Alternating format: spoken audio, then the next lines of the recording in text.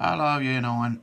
So many of you are struggling with this question that I thought I'd make a little video to try and help you understand the huge significance of Mr. Dolphus Raymond to the story. Okay, so it's the first day of the trial, and you know from before that there's a very carnival-esque atmosphere around Macomb. All of the community are sitting around having picnics as if they're at a festival. They're all obviously very intrigued to see what's going to happen with the trial, to see how Atticus intends to defend Tom, how Bobby and Mayella attempt to justify their accusations. So we see, in a far corner of the square, the Negroes sat quietly in the sun, dining on sardines, crackers and the more vivid flavours of Nahisi Cola. Mr. Dolphus Raymond sat with them. Okay, so first of all, he's sitting with them, and it is depicted as if it is a very peculiar thing. And then Jim is notified by Dill he's drinking out of a sack. Now, there would be an assumption there that somebody drinking out of a sack is trying to conceal what they're drinking, as if they're drinking alcohol and they're ashamed of it. How does he keep what's in it? They ask. So Jem giggles. He's got a Coca-Cola bottle full of whiskey in there. That's so as not to upset the ladies. So, as if he's behaving in one way, respectfully. You'll see him sip it all afternoon. He'll step out for a while and fill it back up. Okay. So the children have got this idea that he's constantly on the verge of drunkenness or in a semi-drunken state. And this then is used as an attempt to justify this peculiar behaviour. Okay? Because he's regarded as being something of the local freak show. People find his behaviour very, very strange. Now, then we have the comment from Dill. When he hears that Dolphus has a coloured woman and all sorts of mixed children, Dill says he doesn't look like trash. So the assumption there is that for somebody to behave in such a way, they'd have to be of the lowest rung of society. But that isn't the case. He's not. He owns all one side of the riverbank down there, and he's from a real old family to boot. So this man is wealthy. His family go back many generations, so he has a high status. And so the people of Macomb cannot understand why he'd choose to hang around with the black community if he is such a prestigious chap. And so we get this story. Now, this sounds like the kind of story that Jem's heard from Stephanie Crawford. They say he never got over his wedding. He was supposed to marry one of the Spencer ladies. I think they were going to have a huge wedding, but they didn't. After rehearsal, the bride went upstairs and blew her head off. Shotgun. She pulled the trigger with her toes. Okay, now it's a particularly ridiculous tale, and here's the kind of thing that Stephanie Crawford spreads around Macomb. It is highly likely there is a very, very little truth in that particular story.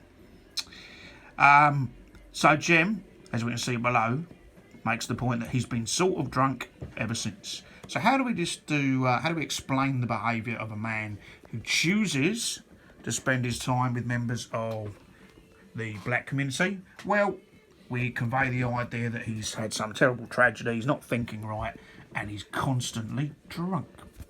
Now at this point,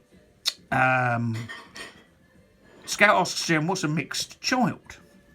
As if it's something, completely out of the ordinary. And Jem says, a mixed child, half black, half white, they don't belong anywhere. Coloured folks won't have them because they're half white, white folks won't have them because they're coloured, so they're just in-betweens. So the idea is that according to the community of Macomb, to have children of mixed race is seen as a very peculiar thing, that you have to belong to one community or the other. Now, at this point, we have to remember that we are seeing the perspective of a young girl, and a young girl whose father has encouraged his children not to be judgmental.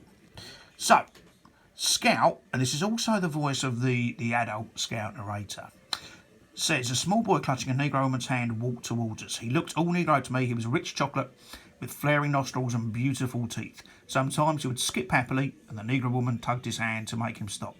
Right, that's really important. We are seeing the whole of this novel through the perspective of a young child. This child has no prejudice. Children in general do not have prejudice. They're only taught to be prejudiced.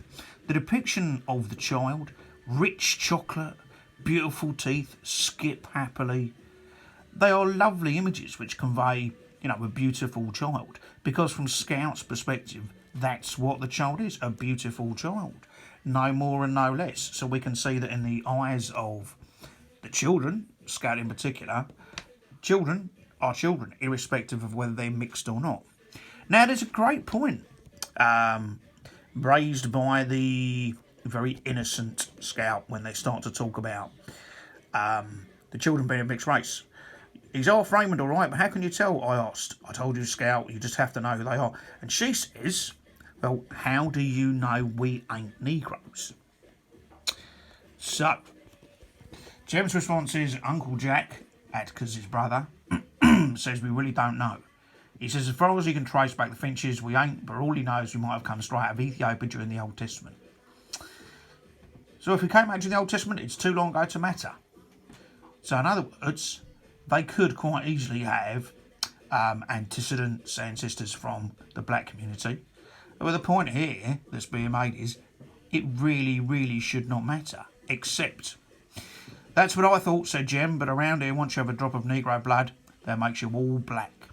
And that seems to be a very prescient comment from the young boy who's observed the prejudice that is immediately heaped upon Dolphus Raymond because he chooses to be with the black community and chooses to have children of mixed race. Okay, so the trial begins. The children, as you know, go into the courthouse. And we hear, excuse me, we hear from Bob Yule and we hear from Mayella their allegations of rape from Tom Robinson, that he jumped upon Mayella and physically strangled her, throttled her, and was interrupted by the arrival of Bob. And we also get the impression that it's much more likely that Tom Robinson's version of events, i.e. that Mayella went to kiss him and Bob Yule saw through the window and he leapt in and he beat Mayella, that's far more likely to have been the real situation. But Mr. Gilman, when talking to Tom Robinson, is very aggressive, calls him boy. Dill doesn't like it. So Jem nudges Scout and says, take him outside. So, this is when they're outside and Scout is trying to explain to Dill why Mr. Gilman was talking to Tom like that. Well, Mr. Finch didn't act that way to Mayella and old man Yule when he cross-examined them. The way that man called him boy all the time and sneered at him and looked around at the jury every time he answered. So, Dill's upset that he sees the way that Tom's being mistreated. And Scout repeats, well, Dill, after all, he's just a Negro. That's not Scout. That's Scout parroting what she's heard. And Dill says, I don't care one speck, it ain't right, so it ain't the right thing to do. So, Dill's upset. As far as Dill's concerned, Tom does not deserve to be spoken to like that. Now, the conversation between the two of them is interrupted by Dolphus Raymond. So he's heard what they've said, and he peers around the corner. He says, I know what you mean, boy. You aren't thin-hided, it just makes you sick. Ah. Now, those don't sound like the words of some addled drunk. So, he invites them to come and talk to hin. He says, come in here, son, I've got something to set to your stomach now. They are assuming that there's some kind of whiskey in the bottle. And also, Scout assumes that Alexander wouldn't like them to talk to Dolphus. But he offers Dill a drink, and what's the surprise? The surprise is not that it's full of whiskey, the surprise is that it's not full of whiskey. It's nothing but Coca-Cola, says Dill. And look at Mr. Raymond's response. You little folks won't tell on me now, will you? It'd ruin my reputation if you did. So what's the reputation? The reputation is that he drinks, and it's his drunkenness and therefore his lack of clear thinking that makes him spend his time in the black community. But as it turns out, it's just plain Coca-Cola. And he said, that's all I drink most of the time. So Scout says, and you just pretend you're half and then asks him, why do you do like you do? So why is he pretending to be drunk? And so Dolphus says, why do I pretend? Well, it's very simple. He said, some folks don't like the way I live. Now, I could say, the hell with them. I don't care if they don't like it. I do say it. I don't care if they don't like it, right enough. But I don't say, the hell with them. See? And the children don't see. The children don't quite get it. So what does he say? He says, I try to give him a reason, you see. So he wants to spend his time in the black community, but knowing that people won't understand it, he pretends to be a drunk. It helps folks if they can latch onto a reason.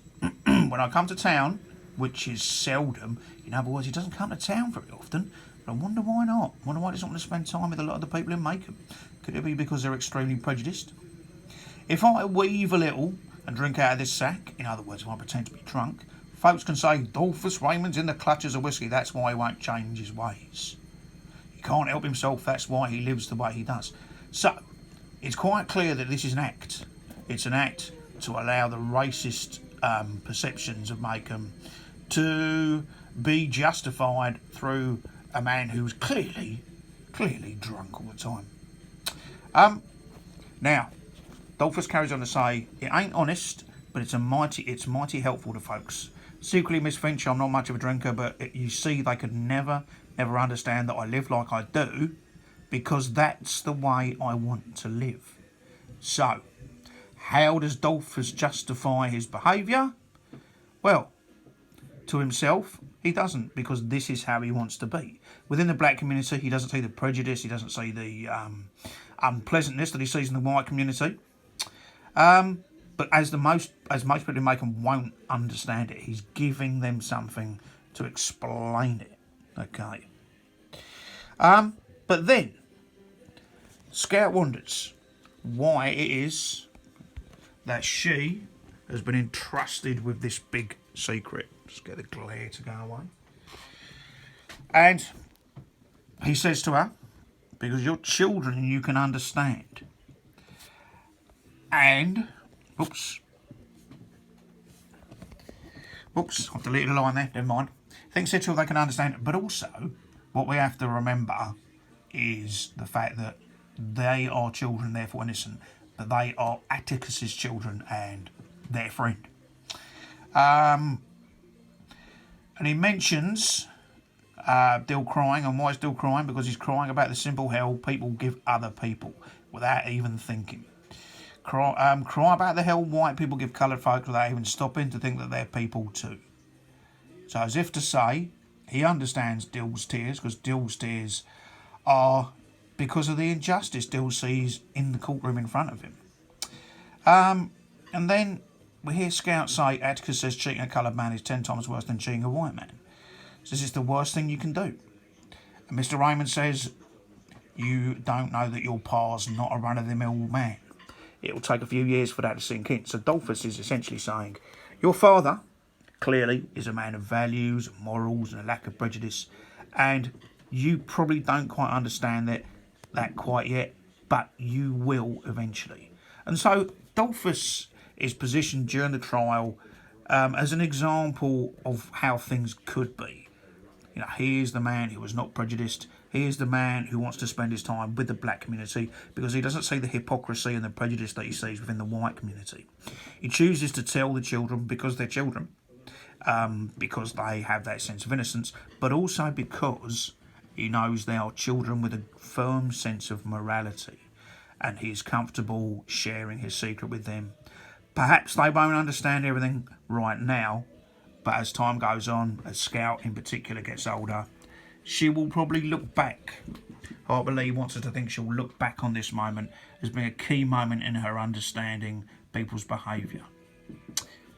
Okay, it's quite a long video that. I'm going to post this now, have a look through it, and any problems, do let me know. Take care.